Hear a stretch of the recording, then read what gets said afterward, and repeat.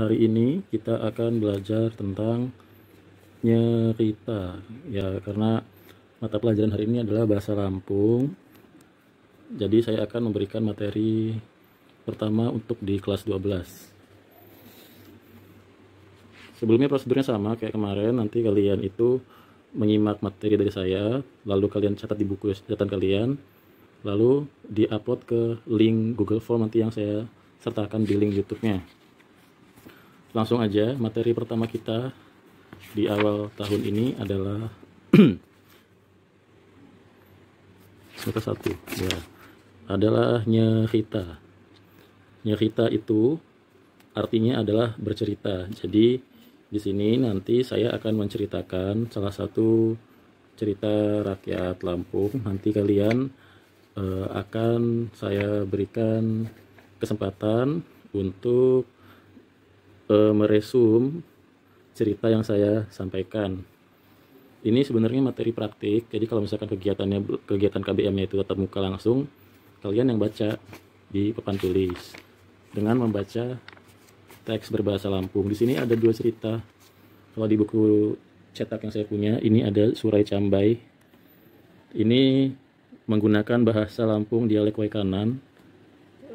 Sebenarnya saya bisa mengartikannya, cuma ada banyak kosakata yang saya nggak ngerti artinya apa, karena kalau dialek Waikanan itu, dialek Lampung Waikanan sama Lampung Kerui sama Lampung Sungkai itu banyak kosakata lama yang masih dipakai dan banyak orang yang nggak tahu artinya apa. Beda sama bahasa Lampung pesisir yang di sini. Ada sopel sih. Aduh. Terus yang kedua ada cerita tentang Keliling Dunio. Ini pakai bahasa Lampung Abung. Saya ngerti sih kalau bahasa Lampung Abung itu dia mirip-mirip bahasa Indonesia, cuma diversikan di dialeknya O gitu ya. Bedanya kalau di sini, kalau cerita Surai Cambai itu kan artinya cambai itu sirih. Jadi maksudnya Surai Cambai itu kayak ini loh apa, daun sirih yang menjuntai gitu. Itu nama orang. Jadi nama orang Lampung itu dulu banyak ngambil dari nama tumbuhan kayak melur. Melur itu melati, cambai itu sirih, terus ratai itu teratai, dan lain-lain. Ini saya kasih bayangan. Ini ceritanya tentang seorang ibu yang putus asa merawat anaknya. Karena dia putus asa, dia tidak punya kemampuan untuk membesarkan anaknya karena dia miskin dan tinggalnya di tengah hutan. Anaknya dibiarkan begitu saja, ditinggalkan di hutan, dan ibunya ini masuk ke dalam batu betangkup namanya, yang mana kalau orang sudah masuk batu betangkup, dia nggak bisa keluar lagi, karena si ibunya ini diceritakan dia dapat bisikan dari setan. Ini sekilas moral value-nya juga kurang bagus ya, karena di sini itu menceritakan tentang seorang ibu yang pasrah, yang hopeless, putus asa gitu ya. Yang kedua ini ada Keliling Dunio. Ini sebenarnya cerita tentang Matsani. Jadi dahulu itu ada seorang pemuda di daerah Abung ya. Abung itu sekarang itu letaknya di Lampung Tengah. Namanya Matsani. Dia ini orangnya jujur, baik, ganteng, bekerja keras, dan istilahnya itu panutan di kalangan remaja pada saat itu. Ini settingnya itu zaman dulu kala ya. Jadi settingnya hutan. Suatu hari Matsani ini dia pergi ke tepian sungai untuk ngambil air kalau nggak salah. Pas dia mau ngambil air, dia ngelihat ada buah buah kanyut. Nah, karena dia lihat buah kanyut, dia ambil terus dia makan. Buahnya itu nggak dikit, banyak. Jadi yang diambil tuh banyak. Terus setelah dia kenyang makan buahnya, dia baru sadar kalau buah itu hanyut pasti ada yang punya gitu ya. Nah, karena dia sadar seperti itu, akhirnya dia memutuskan untuk mencari siapa yang punya pohon buah itu. Caranya dia nyari itu, dia menelusuri tepian sungai sampai naik ke puncak, ketemu dengan hulu sungainya. Di situ ternyata ada pohon buah.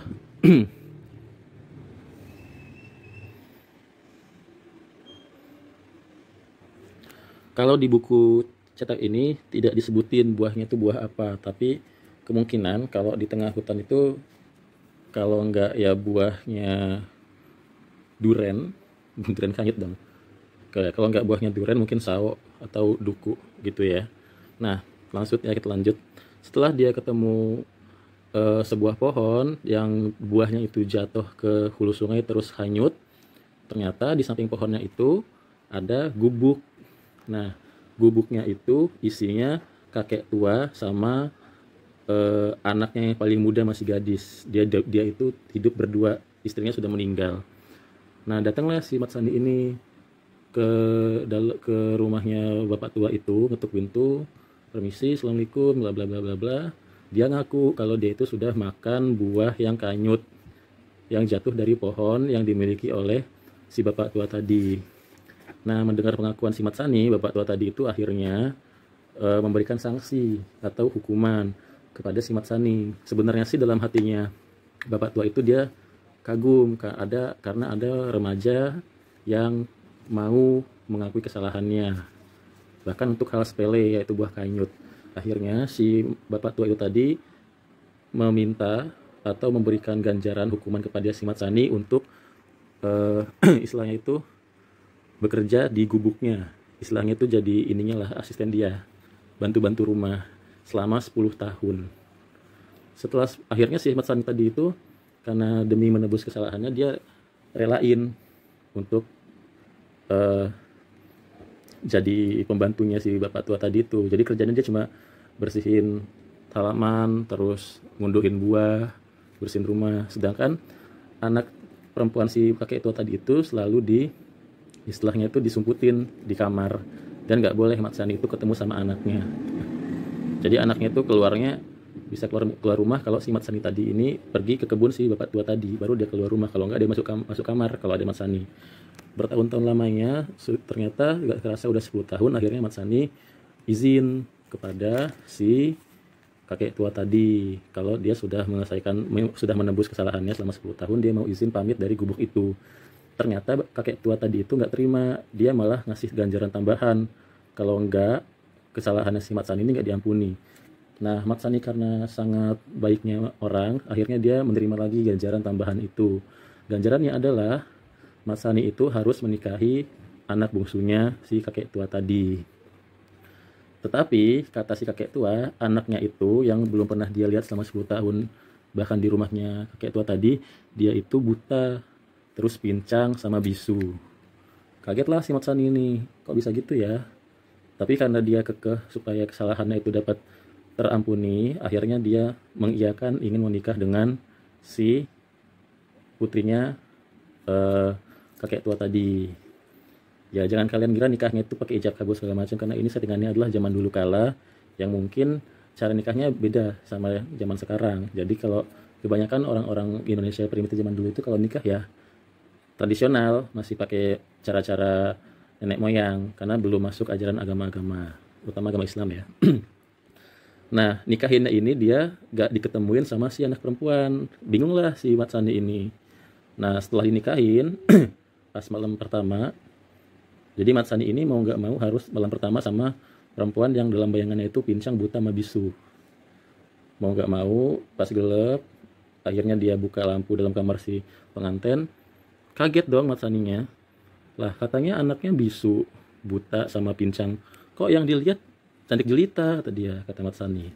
Akhirnya karena kaget, dia keluar kamar, terus manggil kakek tua tadi, mertuanya lah ya. Mertuaku, kenapa kok yang kamu bilangin gak sama dengan aku lihat, gitu kan.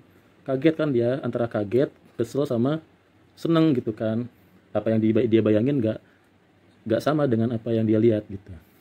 Terus kata kakek tua tadi, ya anakku itu memang buta karena dia tidak pernah melihat hal-hal yang kotor, kata si kakek tua. Terus kata kakek tua lagi, anakku tuh memang pincang karena dia tidak pernah pergi ke tempat-tempat terlarang. Maksudnya itu gak pernah berkumpul sama lawan jenis, dipingit lah istilahnya. Terus anakku itu memang bisu karena dia tidak pernah membicarakan kesalahan orang lain, yang diucapkannya hanyalah hal-hal yang baik-baik saja. Nah, mendengar penjelasan si kakek tua tadi, Mat Sani langsung merah mukanya, istilahnya itu bahagia banget. Terus dia nanya, kok gitu, kok kakek gak ngomongnya sejujurnya, kata Mat Sani. Terus kata si kakek tua tadi, ini adalah balasan budi baik kamu karena kamu sudah mengakui kalau kamu makan buah yang asalnya dari pohon saya, dan kamu sudah berani menanggung resiko hukuman selama 10 tahun. Sebagai gantinya, aku nikahkan kamu dengan putri satu-satunya yang kumiliki yang cantik jelita ini.